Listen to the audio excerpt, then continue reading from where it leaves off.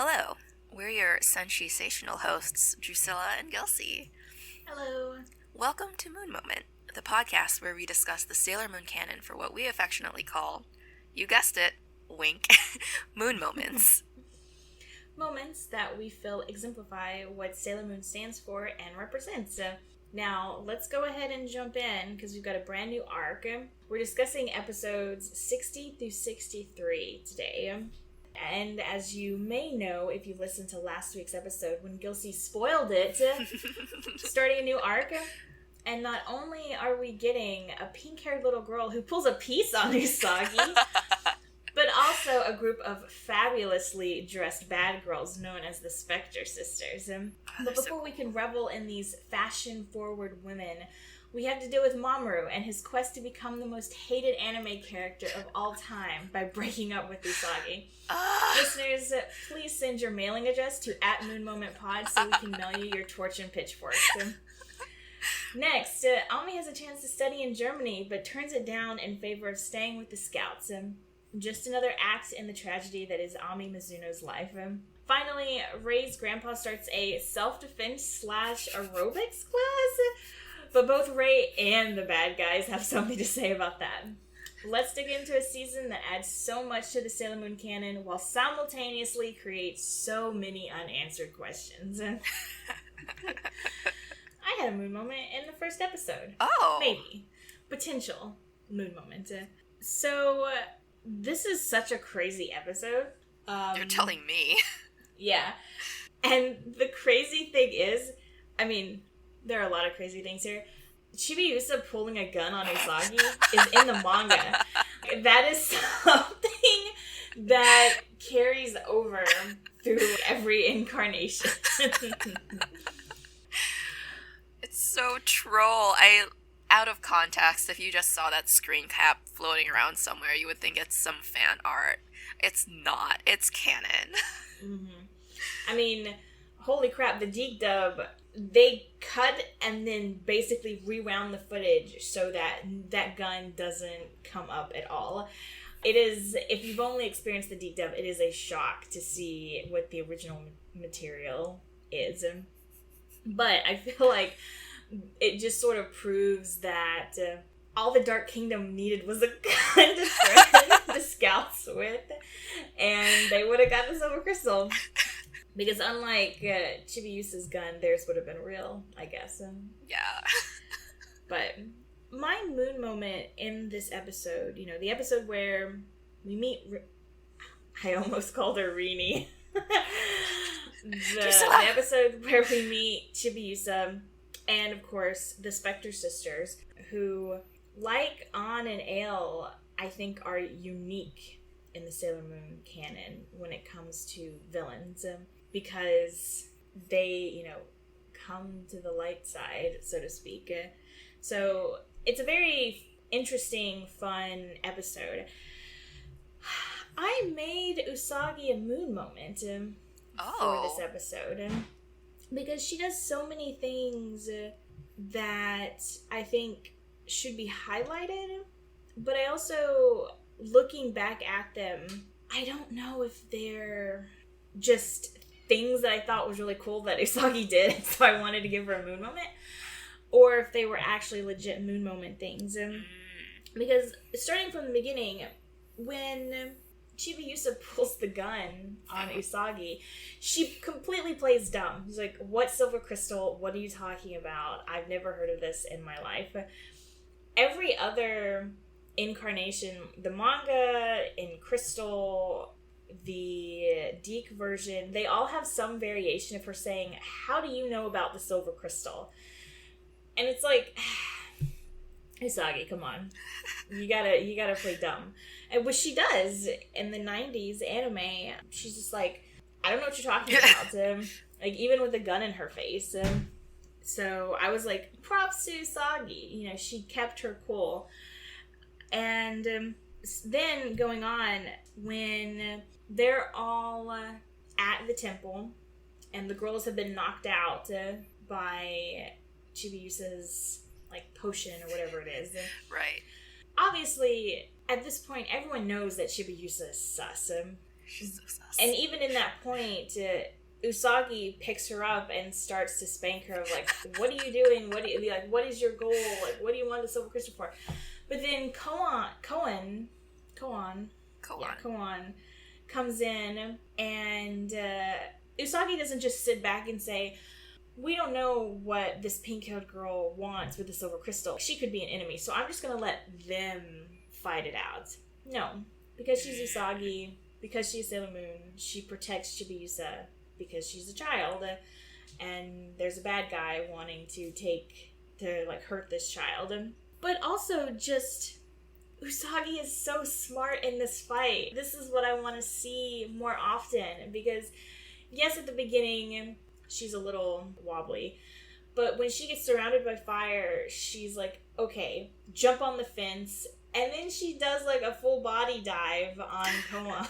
and it just, like I have in my notes, physical Usagi is back, because we saw this sometimes early in the first season, Usagi getting like physical with the bad guys, and I love it whenever it makes an appearance. She's definitely gotten better with her hand-to-hand combat, or at least she's more confident in it that she's able to use it now. And in the episode with Ray's grandpa, she uses the cutie moonrod as like a, I don't even know what you would call it. She throws it like a boomerang somehow. And she has these moments of just surprising competence. And it makes you forgive everything else. Pretty much. It's fantastic. So I gave Usagi a moon moment.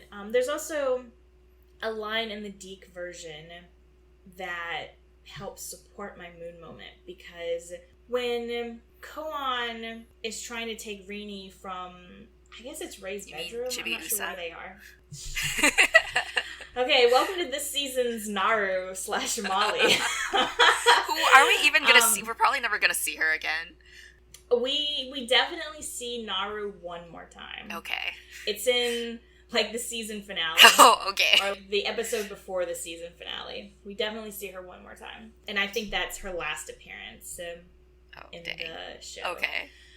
When they're there and Koan has like shot fire and Ray is trying to save, or Usagi is trying to save Ray's comic books. In the original sub, Rini Chibiusa just sneaks away on her own while Koan is distracted. But in the Deke version, they actually have Usagi saying, "Run, Rini," is appropriate in this instance because it is the Deke version. So that adds a little bit to my moon moment, and she's actively trying to save. So again, I really wanted to give her this because she has so many wonderful moments in this episode that really just show how strong she is, not only as Sailor Moon, but even in her civilian guise. But at the same time, I could also see a lot of these being, well, it's her duty kind of thing to protect the silver crystal and to save children from bad guys. So I want to hear your thoughts. If you say it's not a moon moment, then I'll be okay with it. Okay, so I really like how Usagi's been growing as we've watched these episodes and as the season has gone, because I feel like in the very beginning, Usagi, she would have protected the little girl, but I don't think she would have kept going at it, especially once she discovered that Chibiusa's a little sus. And we can kind of see that with her being, what's the word for it? Can kind of see her being jealous with Mamoru and not really super in rein with her emotions, especially when it comes to Mamoru, and then when she goes back to her family, and then their family's, oh, don't you know her? She's your cousin. But now that she's grown and she's kind of been through a lot, I think she's able to kind of know, okay, so this little girl is definitely sus, but there's something more behind it there has to be, because these bad guys are looking for her. And she's a literal child. So I do really, really like that growth that Usagi's going through. As to whether it's duty versus Usagi doing it out of the kindness of her heart, I don't think it is duty. I think it is Usagi recognizing something is up and relying on her own internal instincts to be like, okay, this child needs me to protect her. And I guess for me, I keep thinking this sounds weird, but I keep thinking this is like a learned behavior, because again, like, I don't think she would have gone as far as she did in the very beginning when we first met Usagi. So I would give it a moon moment, because it showcases Usagi's growth. It showcases how far she has come from when we first met her. And it also shows that she is able to be... She's still the very compassionate, very kind Usagi that we all know and love. It's just that she has gotten a little more... It's not tactical. She's more... What's the word for it? She's more battle aware. Yeah, exactly. So, not duty. I think these traits have come because she has been fighting and knowing about being a sailor scout. But ultimately, I think this has just kind of Usagi's kindness and personality 2.0. So, I would give it a moon moment. Yay, moon moment for Usagi. Yeah, also, the Deep Dub has a great line when she shows up as Sailor Moon. Koan says, "Who are you? And who does your hair?" Which, obviously, That's I have to bring that up, because Usagi's hair is amazing, and it is iconic. It's so iconic. I'd be curious if the listeners could tell us, whenever I see someone with hair, in the buns and pigtails, I immediately think Usagi from Sailor Moon. But that had to have been a hairstyle. You had to have seen that in manga and anime before Sailor Moon. So I'd be interested if anyone could give me an example if this hairstyle was in something else. Like before Sailor Moon? Yeah, or if it was kind of something that Naoko Takeuchi just sort of... not invented, popularized? Well, she definitely popularized it, I think. But I know right now it's a super big trend to have space buns sans the ponytail. But yeah, I'm curious. Off the top of my head, I can't think of anything that has a hairstyle similar to Usagi's. I don't know if you've ever heard of Yotsuba. It's a manga, and it's about this... You know it? Okay, yeah. So for the viewers, or for the listeners, because you can't see us... This manga about this little girl. She has green hair and she has 2 double pigtails, and they're very big diamond-shaped things. And it's very, very cute. It's a slice of life manga if you want to check it out. But yeah, she kind of has that little bun pigtail thing going on. But I can't think of anything else that has that sort of style. But of course, if anyone out there knows, please let us know. Also, I just want to mention how Usagi's family suddenly thinks that they have a relative that's coming to stay with them. And the girls actually question Usagi. Are you sure you just didn't forget about her? Girls, what? Usagi is flaky, but not that flaky. Come on. You don't just forget random family members. Poor Usagi. Sometimes I do really feel bad for her, because in this instance, it's the whole boy that cries wolf kind of thing, where she's telling the truth, but everyone's just so used to Usagi being Usagi. Well, it's also, I think it's, who is it that says, well, Usagi, everything has been quiet. Are you sure you're not trying to come up with something to break the monotony? Is it Ray? I can't remember if it's Ray or if it's Mako, but that's also fascinating because Usagi's the one that wants a normal life. She doesn't want to deal with any of this bad guy protecting the silver crystal nonsense. Like, even though she made the decision to become Sailor Moon again, she'd love it if nothing else ever happened again. So why would she be making stuff up? Yeah, just making for stuff up, especially if she tells her friends, "This little girl pulled a gun on me and demanded the silver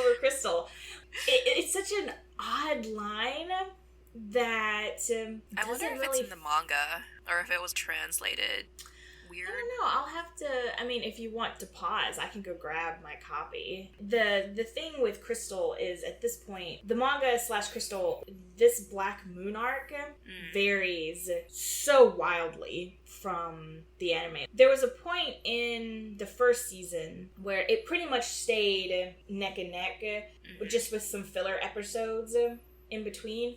And then there was a point where it kind of just, they took different directions. In this arc, the Black Moon arc, it is so different. It is so wildly different. Like, when we talk about the Ami going away episode, I'm gonna bring this up. But the episodes are just, some of them sort of correlate to stuff that's happening in the 90s anime, but for the most part, it's just so different. There's no correlation at all. So, I mean, I could go grab my copy real fast if you wanted me to check. Sure, why not? So, alright, let's see. No, I don't think that line is here, because everything is super... There's a lot of stuff happening at once in this chapter. There's Chibiusa coming in, and the family being hypnotized, but there's also... Ray's school festival happens. Oh. And she does not sing in it, by the way. Oh. She's asked to tell fortunes for it. But, yeah, that line isn't in the manga. Also, something that shocked me when I read the manga for the first time, the Spectre sisters are one and done bad guys. What? Yeah, so... So they get several episodes and then are redeemed in the anime. But in the manga, like I was saying, Ray's school festival, Cohen comes, causes some ruckus. Sailor Moon kills Cohen with her cutie moon rod. Oh. And then that's it. And the same thing for the next chapter. Bertier, she shows up, she's defeated, and that's the end of her. So it was such a shock that these sisters are so beloved in the anime, whereas they're disposable in the manga. So. I really like the sisters. I was telling Drusilla earlier that I want to find more people to cosplay with, so we can all just make a Spectre Sisters group. Kind of like the Hex Girls, but Sailor Moon version. Yeah, I'd be down for that. I don't know who I'd want to dress up as, though, because all of their outfits are just so awesome. I know, right? That would be another discussion that we would have to have. Yeah. Yeah, we may have to draw straws, and I promise I won't cheat. The next episode, the really hard to watch episode. Oh my god. I was so annoyed. I didn't have any mood moments in this episode. Yeah. Just getting that one out there. I mean, I have more notes, I think, about this episode than anything else. A lot of it, yeah. A lot of it is me complaining about how, okay, one, I remember when I was first watching this when I was younger, I thought Chibiusa was really cute, but I was just so annoyed by her every move, and I couldn't remember why I was so annoyed with her. And now rewatching this, I'm just like, man, why are you like this? Two, this whole breakup thing with Mamoru and Usagi, first of all, I wrote in my notes even that it's so weird seeing them all lovey-dovey after having them... Right? After having them hate each other. And now Usagi's going up to Mamoru and being like, oh my god, I've missed you so much. This must be fate that we're meeting here in this crosswalk and all of that stuff. And this would be cute, if not for the age differences. And then the whole Usagi being jealous of a literal child stealing her boyfriend who was in college. Yeah, okay. Anyway, what did you have to say, Drusilla? I mean, questions like, because we see Chibiusa hypnotize the family again. Right. And I thought, what would happen if Usagi had been hypnotized there? Because she almost was. And in Crystal, there is a scene very similar to this, and Luna has to save both Usagi and Mamoru from being hypnotized. What would that have looked like? Usagi would have believed that Chibiusa was her relative, but how far does it go? Would she have just handed over the silver crystal because they're family? Or would she have still obviously kept her sense of duty and would have just brushed off Chibiusa? Wouldn't have thought she was a threat? Oh, maybe I accidentally said something about it the last time I saw her, and now she wants to see it, but I can't show it to her because I am Sailor Moon and I have to protect it. I am the Moon Princess. Or would she just be like, oh yeah, like here's the locket that I keep it in? So I just had that thought of what would happen if she had been hypnotized. And there's also in this episode, Birdie might be the most heinous villain we've ever had on Sailor Moon, because her plan this week is to sell makeup. And she says after a few years, everyone's skin that uses it, their skin will break out and their hair will turn white. I'm like, oh, what an insidious plan. And I'm not even joking. Like, might be the most heinous villain we've ever had on the show. Oh my god. This plan literally yeah. Mm-hmm. Literally when I heard her say that, I was like, oh my god, I have invested so much money in my own skincare routine. I can't imagine looking in the mirror and being like, oh my god. That being said, white hair, I'd be done with him. Like, that's what I'm aiming for in my old age. White hair. A few other notes about, I guess, the breakup in this episode. First of all, him actually breaking up with her it's almost shot like a horror movie. No, I'm being serious. The music cues, the way it's framed, the way it has that weird, like, I don't even know how you would describe it. If you're listening, I'll put it in the show notes, and if you're listening to the YouTube video, I'll throw up a screenshot of it. But it's a washed out frame that pulls back, and it's just it's oh my god, it's like a horror movie. And I'm for it, because it really is a horrific moment, and it makes it even worse when you consider Mamoru is doing this stupid thing where he's breaking up with her to protect her, which I hate this trope so much. I hate this trope so much. And you can't even get away with blaming someone else for it, because he's having these visions. And if he was just having these visions and was misinterpreting them and broke up with her to protect her, I'd cut him a little bit of slack, because he may be misinterpreting the images, but they're just coming to him and he doesn't know how to handle it. I'd be able to cut him a little bit of slack. But we find out later that these images, these memories, are sent to him from his future self. Spoiler alert, sorry. There is no excuse. Like, he's literally to blame for all of this in one form or another. There was a lot of, in this episode and in just basically every episode after this that he shows up, there was a lot of, dare I say, mama rage. That was perfect. That was beautiful. I love it. Oh my gosh. I have to say, I did not personally come up with it. I have to credit Jet Wolf on Tumblr. Credit where credit is due, but I read it and thought, oh my god, it's perfect. Basically, so good. For the entire series, like even the first season, there's so many times Mama Rage was appropriate. Mama Rage. What makes it worse, what makes it truly Mama Rage, is when Usagi comes to his apartment later and he is trying to really cut the cords. He says, I don't like weak women.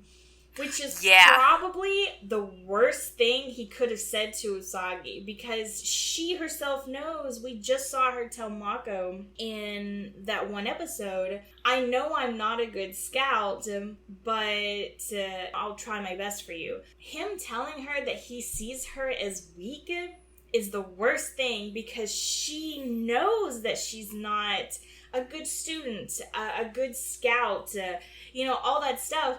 And literally everyone around her tells her this too. So it's not like she's not just like making this up in her head. Like, she knows. She's very, very hyper aware of it. Yeah. And then, is there a thing opposite of a moon moment? Because I feel like we call it a dark moon moment.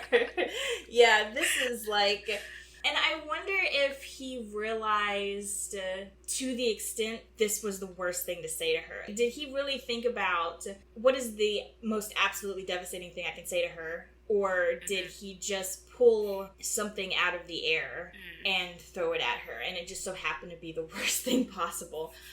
It kind of reminds me it's a very small moment, but in the first season when Usagi and Mamoru are at a theme park and they're on a train together, and Usagi insults Mamoru, says something, and Mamoru was, oh, ouch, she really knows how to hit where it hurts. And I immediately thought of this moment as like a parallel, because it still kind of reminded me of when they were still enemies and fully hated each other. So I was like, oh, maybe he's reverting to that as well, like digging out the old like enemies banter thing. But they really seem to know where to push the buttons. And it's one of those things where someone, if they internalize something, a particular feeling or thoughts about themselves, it is almost impossible to break them out of that from just saying, oh, don't listen to them, that's not true. And I was thinking, him saying, I don't like weak women, Usagi's going to say, he's absolutely right, like, I'm weak and I don't deserve him, despite the fact that she literally died to save the world, and she did it basically on her own. I mean, we still have a lot of questions and potential moon moments hanging in the air over that. But despite her doing all of that and choosing to become Sailor Moon again, she's not going to think of that. She's just going to think, he's right. I'm not strong. I'm weak. So that was like... Dark moon moment. Yeah, it was rough. Yeah, I just wanted to smack him. That being said, I wanted to point out the Deke version has something that we've talked about in the past. So instead of saying, I don't like weak women, he says something to the effect of, let's just leave the past in the past. I don't have to be with you because I was with you in the past. Yeah, which is something that we've talked about, the idea of fate and free will, and the weirdness of their love, and it's very much insta-love. It's like, oh, we have our memories back, despite the fact that we're totally different people, and we hated each other just minutes before. So I thought it was awesome that the Deke dub brought that up, and I wish it's something that was played with a lot more in the series. But yeah, the idea that they don't have to be together in this life, but you could also get super, I don't know if dark is the right word, but if he had said this to Usagi, if he had said, I don't want to be with you just because I was with you in a past life, those feelings are not my feelings. Then Usagi could also question, are the girls my friends because we're friends or just because we were friends in a past life? I see. And then you could go into, oh, is Luna sticking around because I'm the Moon Princess, not because... she, like, cares for me. Yeah, she cares for me. So you could get kind of dark. Just Usagi spiraling into dark depression. if they had went deeper with this. I'll talk about, I think it's the next episode I'm going to mention something about this, but it could have got dark if they went down that road, but I have to give props to the deep version for bringing that up. It's a less traumatic line than in the sub, but it is more, I don't know, it's more chewy, I guess, in terms of character stuff. Yeah, definitely. So. Especially since he does have a point, though. Just because we were in love in a past life, it doesn't mean that my present self and who I am now and knowing what I know, it doesn't mean that I have an obligation to love you the same way that I did in the past. And I think I wish he had more of that as well. I wish there was a lead up to, oh, we found out we were lovers in the past life, but I don't feel that same way about you now because we were literally just arguing at each other. And I think it would have been really good plot-wise if he'd been like, okay, I don't have this obligation to love you. We can still work and be partners, and then slowly have them love each other in like the present. And I think I would have liked that better, in my opinion. Kind of slow burn enemies to lovers. I don't remember when we discussed this, but we did it for last season, where Usagi has 6 episodes by herself in the beginning, and it would have been great to see her and Tuxedo Mask working as a team to defeat the bad guys. And as more scouts come in, he takes more of a backseat role because she doesn't need his help anymore. But they've created this bond, and of course, like, she can be gaga in love with him, but also hate this Mamoru dude. And so once it's revealed, you have this, I have all these memories of loving him, and I do care for him as Tuxedo Common, but there's also this really, I don't like him as like a person. He's a jerk. Exactly. And it could have worked so well because then you have the back half of season 1 where she wants to save him because he is a good guy. He helped her in the beginning, and he obviously is trying to fight against the Dark Kingdom. And then over their interactions, she starts to fall for him. And then there's the ending. I still think they could have the ending where she doesn't want to kiss him because her friends never got to kiss the guys that they love. And so when you go to the An and Ale subplot, you could still have him not have his memories, but her maybe not be as all over him. Her dealing with the fact that, oh, Luna gave me my memories back, and I remember everything, and I remember, my past feelings, but I also remember how I came to love him on my own. And so now her trying to deal with that, and the fact that he doesn't remember, he's still at that point in their relationship where they're throwing barbs at each other on the street. And that, like, uncertainty about it. And it would roll in perfectly with her protecting him during the final episode of the Makai Tree arc. Yes.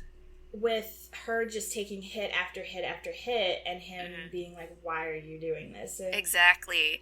And then it would have been such a nice, maybe I actually have feelings that are not completely hate, maybe begrudging respect, and then it's, hold on a second, do I find this person attractive?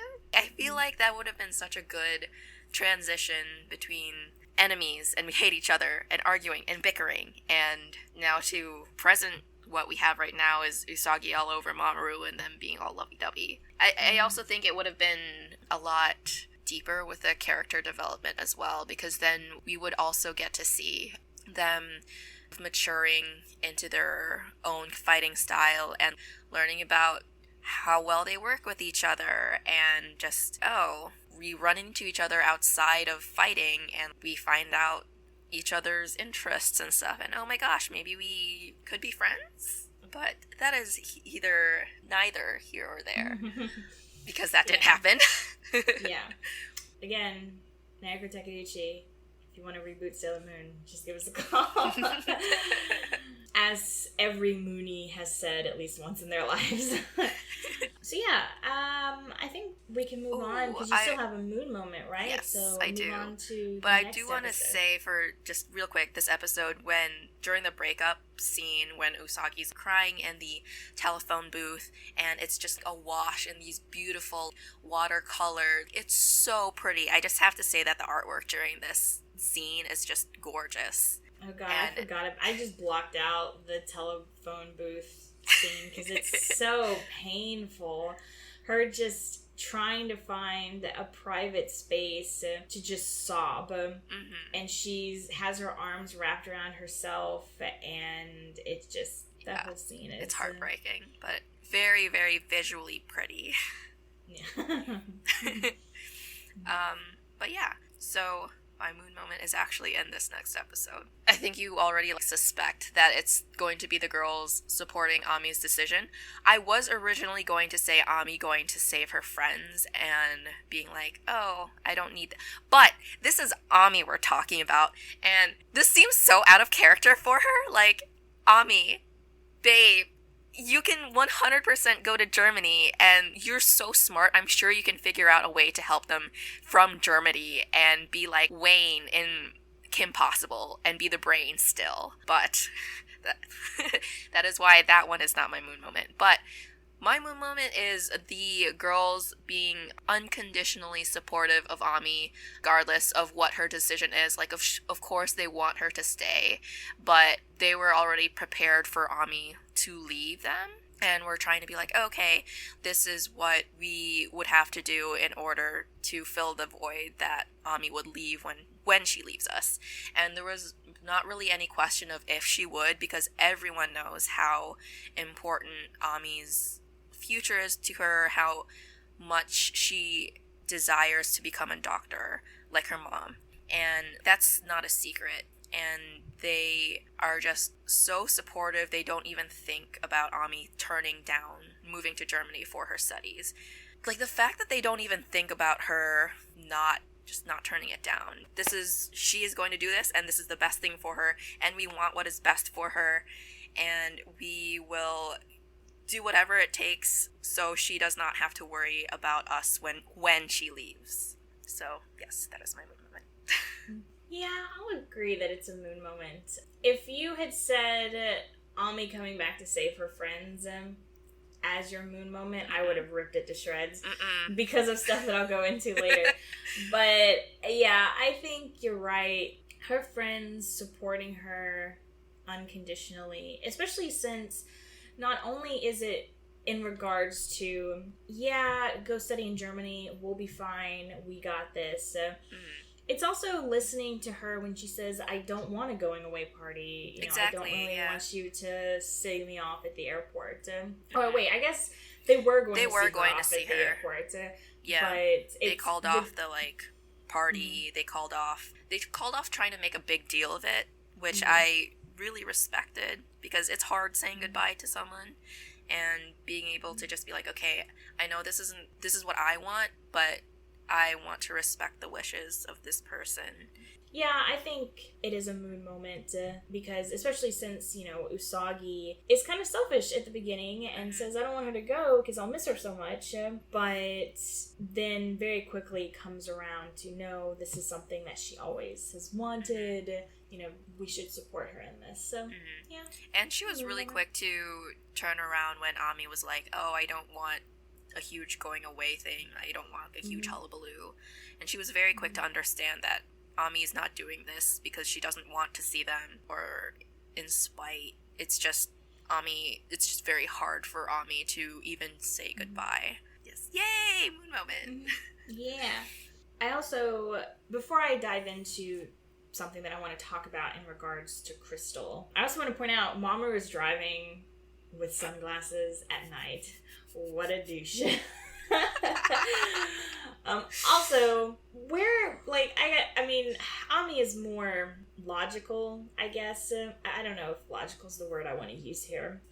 Ami is more practical than some of the other girls. But man, if the guy who broke my friend's heart, utterly destroyed her, showed up when I'm about to leave. And yeah, he's bringing Chibiusa. But it just would have been, I do not see you. You are invisible. Oh, yeah. Chibiusa, hello, I'm glad you came. Say goodbye. There is nothing. This Mamoru-shaped hole is just a Mamoru-shaped hole. There is nothing there.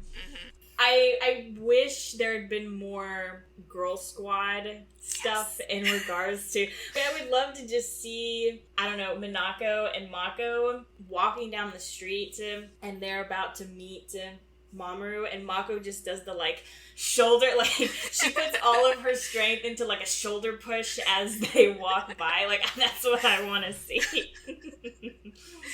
Oh my god, yeah. Or just... Ami is so... I don't see her being mean at all, ever. Yeah. I just want to see her be mean to Mamoru. I think Mamoru just starts finding bad luck charms in all of this stuff. I also just was really annoyed with Chibiusa. Oh, you're not really friends. If you guys were friends, they would be here, blah, blah, blah. And then at the end, when it's like her and Mamoru, and she's like, oh, I'm the reason why she came back, right? Child, sit down. But yeah, the whole Ami not going to Germany just really rubbed me the wrong way.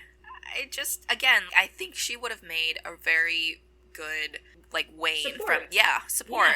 From... Wait, is it... I think it's Wade. Wade, yes. Wade from Kim Possible.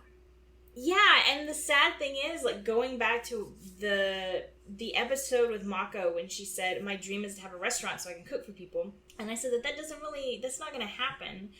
Same thing here. Ami wants to be a pediatrician, and it's not going to happen because the girls are going to become full-time sailor guardians in their early 20s. Ami would have been, I don't know, pre-med at that point? Yeah, she would have been pre-med. In med school. It's not going to happen. Like, I can totally see there being peace, and so they would have time to pursue these activities. But again, unless she has, her own practice set up and she has that civilian identity, and plus the scouts are in their sailor outfits like all the time, and they're always on guard, always helping to protect Crystal Tokyo, the planet, or whatever. So yeah, this was Ami's chance to start her pre-med program when she's super young and maybe have a few years of taking care of children. And plus, Ami is so smart. You cannot tell me that she would not have figured out a way to somehow help with sailor duties. Especially with the communicator that was given to them. That would have been so easy from Germany to Japan. I'm guessing this is also some super high-tech, fancy communicator where distance isn't really an issue. And also, why are they giving it to them now? Why couldn't there is actually a manga reason for why they're getting now. Because at the end of the Dark Kingdom arc, I can't remember exactly what happened, but their transformation pins get destroyed. Ah, I see. So in this arc, at the very beginning, Luna and Artemis give these new power-up items and new communicators to the girls. There is a manga reason for it. It doesn't make sense in the anime quite so much because they don't get destroyed. But that's the sort of like backstory of it. I see. Because I was like, if you're still withholding information and cool new tech gear, what are you guys doing? Why are you even here? So before we move on to the next episode, I did want to give a shout out to Crystal because Crystal has an episode. So I guess for those who may be unaware, in addition to watching the 90s anime, I'm also watching Crystal. And I like how Gilsey's getting comfortable. I know, I'm just like... Someone's going to be talking for a while. So, you probably won't hear me talk about Crystal too much during this arc because it is so wildly different from the 90s anime. But I did want to bring up... it's episode 16 of Crystal. It actually has a lot of similarities with the Bertier episode that we'll watch, not next podcast episode, but the next, because her and Ami play chess. But I wanted to talk about this now because, one, if I wait, I'll forget. And two, I think it has a lot to do with this Ami episode, with her leaving. Because there are a couple interesting parts where, first off, there is a scene where basically Bertier is trying to goad Ami into freaking out, I guess, is the best way to describe it. And something that Crystal does is it sometimes expands upon things in the source material. Not super greatly. They still stick to the same framework, but they do add a little bit here and there. And that's what they do here. In Crystal, when Bertier is telling Ami that you'll never get your friend back because at this point Sailor Mars has been kidnapped. People leave, they don't come back. You're not getting your friend back. Crystal adds a little bit of, like, a few flashbacks to Ami's dad leaving. When she's a little girl. And it's just such a small thing that makes the episode so much better. And in a weird coincidence, the first time I remember Crystal doing this was in Ami's introductory episode, because they add a few more things to give Ami a little bit more agency. You can check out I think that was our second podcast episode. So you guys can check that out, because we really dive into Ami's introduction episode and kind of just the amazing ways that Ami is awesome. But this one little thing, and her then hearing Usagi cheering for her before being shushed because you don't cheer during a chess competition, is it sort of brings her back to just because people leave doesn't mean that we lose the memories that we have with them. Stop, that's gonna make me cry now. So obviously she comes back and she beats the bad guy, but I don't know, I wanted to give a shout out to Crystal because Crystal, trust me, Crystal's like, I don't know what episode I was watching, but I think it was the episode 15. I just thought, whoa, the animation here, like, what? But I think occasionally it has some brilliant moments, some brilliant additions, and I think this is one of them. It really expands upon Ami in a way that we never get to see, because my opinion is that Ami gets shortchanged so much in the series, and that's what I alluded to in my description. The fact that Ami is just, as a Sailor Scout, she's just known as the brain. She doesn't really have any other defining features other than, I like to study a lot. That's pretty much it. But Crystal gives her this little bit of, I don't know, I think trauma might be too big of a word to use here, but she still has some unresolved feelings about her father leaving, even though she still has a relationship with him. She was only a kid when he left. And so I wanted to give props to Crystal. I do like giving props to Crystal when I can. So, and something else that I should have probably said earlier, but it's mixed up in my notes. There is, in this episode, there's a scene where Usagi is having a dream, and it's like Mamoru is leaving her and Ami is leaving her. Ah, yes. And I want to also tie this into her trauma from D Point, because this poor 14-year-old girl, it really is dealing with PTSD. It just, she's worried that she's going to lose people. And yeah, it's not I'm worried that they're going to die and leave me. It's just, they're going to leave me and I won't be able to hang out with them anymore or spend time with them or love them anymore. I just wanted to call attention to that because I think it does call back to stuff that we saw, like her conversation with Jupiter about, sit this one out, I'll carry your weight. It's So I just wanted to bring it up. I don't think you can read it as just, oh, this 14-year-old girl, like her boyfriend broke up with her and she's sad, and her friend is leaving and she's also sad.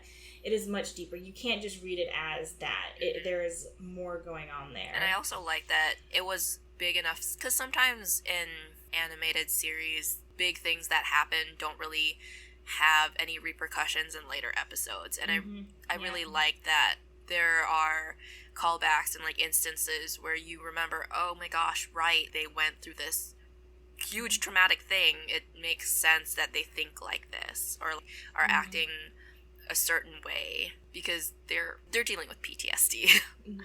Yeah. And I think it's the Deke dub. There's a line where the scouts are in the ice cream shop and they're being, they're standing all huddled together saying, oh, I think someone says, it's colder than when we fought Beryl. I think it's really just a throwaway line because I think they're trying to explain why the scouts aren't doing anything. Oh. Because this episode is also frustrating in the same way that you had a problem with the Moonlight Knight effing off while Usagi was still in danger and then Mako having to come in and save her. This is that same kind of episode where, hello Mars, you are fire. I know. Are you not doing it? You can't think of anything to do? There was something else I was frustrated in this episode about. What is it? It's eating at me. It's that Mars, girl, you can literally shoot fireballs. You can melt this villain. What are you doing? Oh. But you have to have Ami come back and save the girls because it has to enforce that Ami made the right choice in staying. And I wonder if you could read it as a cultural thing. Ami is coming back to her family and supporting them rather than going out on her own and being independent. Because family is, I don't want to say everything in Japan, but culturally speaking, your family is, like, that's why people call you by your last name, or I guess we consider it last name in the West, but like people call you by your family name. It's only if you're super familiar with someone that you can call them by their given name. So I wonder if it's sort of something like that. I mean, again, that could be reading way too much into it, and I don't know I only know about Japanese culture basically from anime and manga, so I have a very limited experience with it. But I wonder if you could read it that way, that the girls have to make sort of dumb decisions, and so that Ami can be their savior to prove that Ami made the right choice and staying was better than her going off and being independent.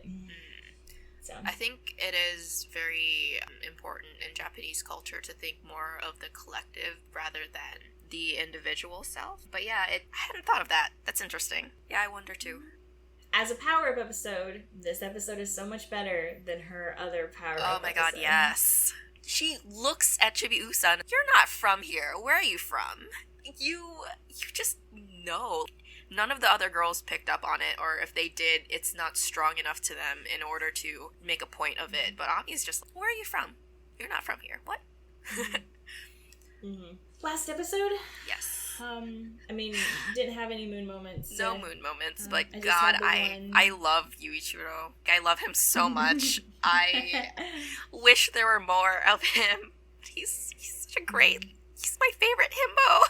I also just thought it was very funny that Ray's grandfather had a whole article written about him harassing girls.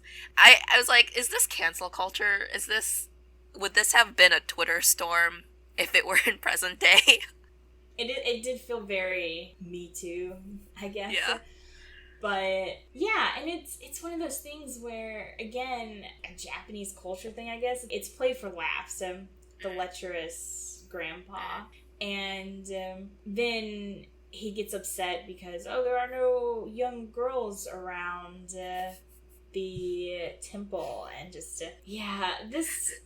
the whole I'll just settle for a child, but I really wanted older women or college age teenage girls. Grandpa, no. Yeah. I will say it was interesting watching, because I had memories of liking Ray's grandpa a lot whenever he would show up. But that is purely a Deke invention, because obviously they're not going to have a lecherous grandpa. But it also struck me because in the sub, Ray and her grandfather are very combative with each other.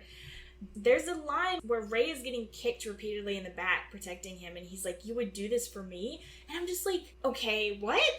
Like, I know you guys are always barking at each other, but for you to really question that about your granddaughter, that she would protect you, I think they leaned too far into, I think they leaned too far into the comedy aspect, maybe, and then it almost feels like they forgot that he was her grandfather.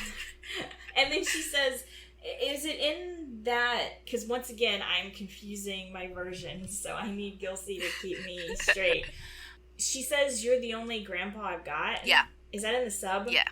So it was such an odd line. I'm fine with them fighting all the time. That one line was really weird. Yeah. Also, separate question, if any listeners want to chime in, obviously, based on my anime and manga knowledge, Shinto temples, like the one Ray has, is sort of passed down in the family. So how does that work? Are temples owned by the Japanese government? Are they listed? Is it like sort of like a historic site here in the US? Does the government pay to keep their upkeep? Because obviously we see them selling charms, and that funds the temple's like expenses and everything. But I'm just curious how that all works, because here in the States there is that separation of church and state, and donations from congregants in churches help fund and support a church's activities. And obviously, churches have tax-exempt status. So I'm just curious how it works, and how, if temples are sort of owned by the government in a historical kind of way, are the people that running them considered government employees? Or is it passed down in families? Because I get the sense that Ray's family has been tending this temple for a long time. Mm-hmm. But I don't know, I was just curious how that all works. Yeah. I will say I did have a lot of meme rage this episode, because he comes in and he says, "It's fine to train to be strong, but I hope you won't give up your grace." And I was just, shut your mouth. You don't talk to her. Like, just get out of here. And you lit liquor. Yeah, he puts his hand on her shoulder. And I think it's when she wants to go help Ray, and he's, "Wait, stop, she's got this." And he puts his hand on her shoulder. I'm like, excuse me? Don't touch her. Get your hand off of her. It just, you have no right to say anything about her. I really wanted Usagi to just tell him to, don't show up. I don't need you. I'm fine. I need you to don't just show up. If you think I am weak, then don't show up so I can fight for myself. Like, I will prove to you. Very, very well said. And something I thought was interesting, when he leaves, Ray says something like, "Oh, well, he showed up, which means he still cares about you." Which, I mean, it's a nice line, but I love the Deke version so much better, because Ray doesn't say anything about Mamoru. Good, as she shouldn't. Ray thanks Usagi for helping her and her grandfather. Because if you remember, Ray is getting beat the hell up. And Usagi, like I said, she throws the cutie moon rod, and she comes out of the shadows like a badass, and is just, "I'm Sailor Moon, let's fight." And Ray thanks her for stepping in and helping. That is so much better. That is so much better. The girls... Part of me wants the girls to be supportive and say, well, there has to be something going on. He wouldn't just break up with you for no reason. Break up with you out of the blue. But I also, like we said earlier, I want them to just be on the mama rage hate train. I want them... Again, can you imagine? The girls are fighting, bad guy, Tuxedo Common has showed up, and then fight's over. And he leaves, and as he's leaving, like, he turns a corner, And in front of him, Mars and Jupiter, or Jupiter and Venus, sort of like jump in front of him and say, go away. We don't need you. If you think you need to protect Usagi, she doesn't need you. She has us. So GTFO. That, like, again, that's a scene I would like to have. I also wouldn't put it past Jupiter or Mars to, like, fire a warning shot literally at him. Yes. But Usagi and Mamoru have the miracle romance, so... I want that so that's badly. in-game, and the girls are never going to say, you shouldn't be with him, you should date someone else. So imagine someone setting up a blind date for Usagi. Minako, who's at a totally different... So it's like, there's a guy who is super cute, and he's really fun, and I told him you were super cute and really fun, and he wants to go out with you. But imagine that, and Usagi goes on this date, and what if she really likes this guy? That'd be so good. I mean, we're diving into melodrama, but I love some melodrama, so... That would be so good, because then it brings up into the whole question of the love of a past versus present. Mm-hmm. That would be so good. That slow burn, enemies to lovers. Ugh. Mm-hmm. Oh. And plus, it would be the same appropriate age. Yeah. Yeah. Mm-hmm. I guess that wraps up our episode then. Mm-hmm. Yeah, so our next episode will cover episodes 64 through 67. Check out our social media on Twitter and Instagram at MoonMomentPod. Don't forget to check out our website at moonmomentpodcast.com. There you'll find show notes and transcripts of every episode. And let us know what your Moon Moment musings are. We always love to hear from you guys. And you might get a shout out on the podcast. Definitely if you're arguing for or against a moon moment, or want to answer one of our many questions posed during the podcast. And if you'd like to support us, please rate, review, share, subscribe, all of that stuff. It helps Moon Moment stay afloat amidst the vast ocean of podcasts. I'm Drusilla. And I'm Gilsey. We'll see you, Moon. Bye. Bye. From your fave Comet T duo. That one's pretty good.